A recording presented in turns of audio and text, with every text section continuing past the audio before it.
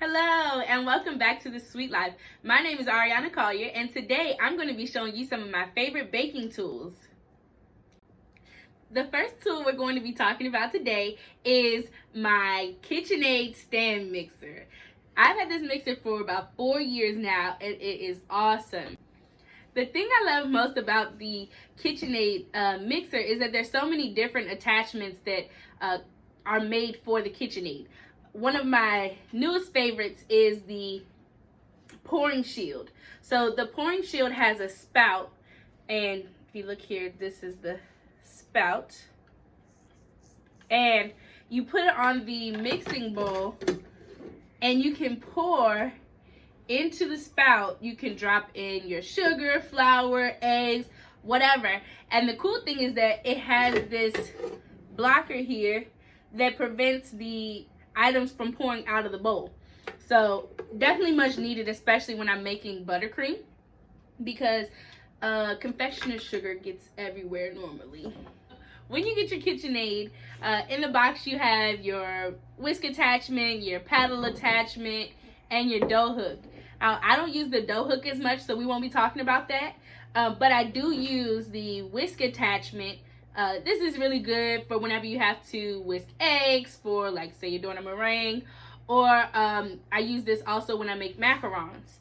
Now, the other item I use the most is the paddle attachment. I use this for cake batter, American buttercream, and things like that. The other item that I have here, so I actually purchased this separately from when I got the KitchenAid. So this is really cool because it's the paddle attachment, but as you'll see in comparison to this one, it has the scraper on the side. So the scraper is really cool because instead of me having to use my rubber spatula to get around the bowl, that scraper actually does it for me.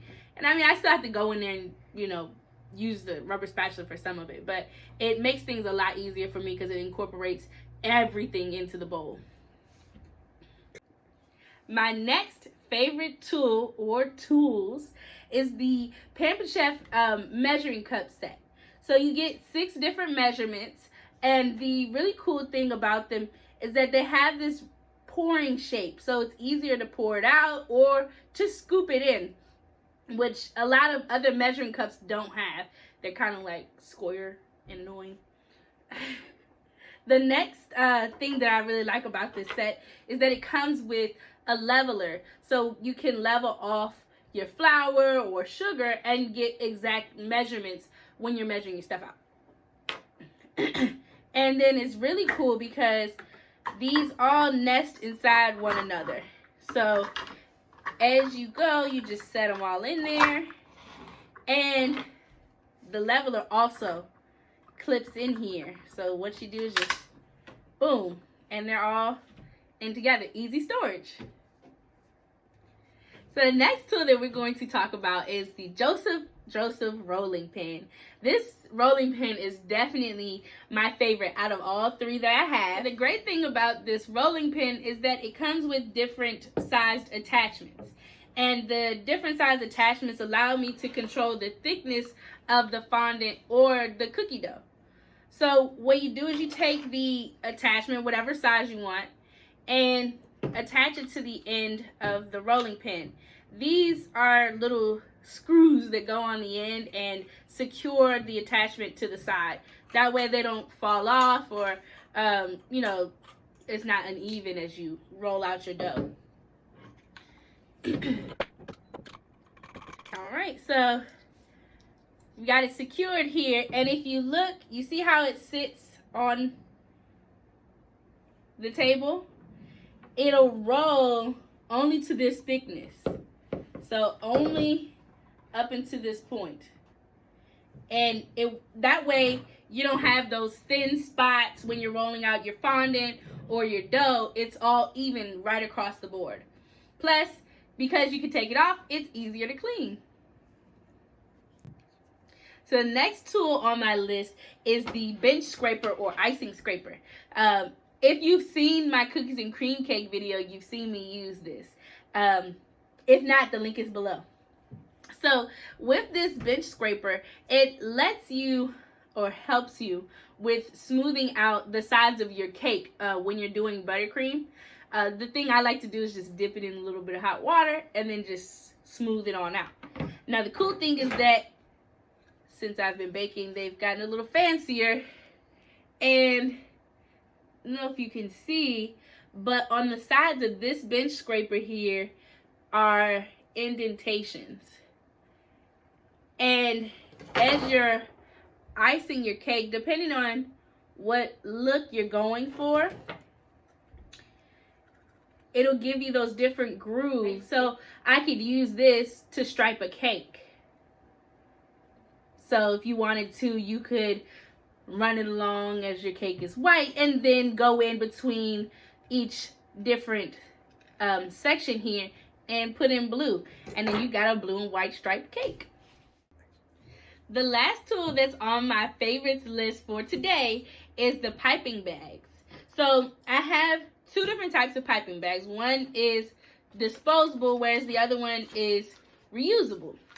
Now, previously I've used the disposable bags more because it's easier for me when I'm using different colors of buttercream to use the disposable ones and just discard them. Whereas with the reusable ones, I have to wash and dry it, and that kind of is time consuming. And the great thing about the disposable bags is that they come in a pack of 100, so I get more bang for my buck there. Now, even though I've always been in favor of the disposable ones, my mom has recently changed my mind. This is a Pampered Chef reusable piping bag. Now, the cool thing about the piping bag is that you can reuse it because a lot of times I may run out of piping bags or I only have one color that I need to use. So the reusable one is perfect for that because I can get in, I can fill the bag, and then wash and reuse it for later. Another great thing about this piping bag is that it has this hook here, this hoop. And what it does, or what I use it for, is for when I've washed my piping bag, I'm actually able to hang it up to dry. So that way, you know, you're not getting, sometimes with the reusable bags, like I used to have a Wilton bag, if you wash it, even though you've washed it, sometimes it has like that greasy or oily residue. With these bags, you don't have to worry about that. And it's definitely a lifesaver and has completely changed my mind about reusable bags. Well, that's all the tools I have for you today. If you enjoyed the video, please subscribe and make sure you hit the bell so that you're notified when our next video comes up. And of course, be sure to share with your friends and family. Maybe one day you guys can start baking together. Well, we'll see you next time on The Sweet Life. Goodbye.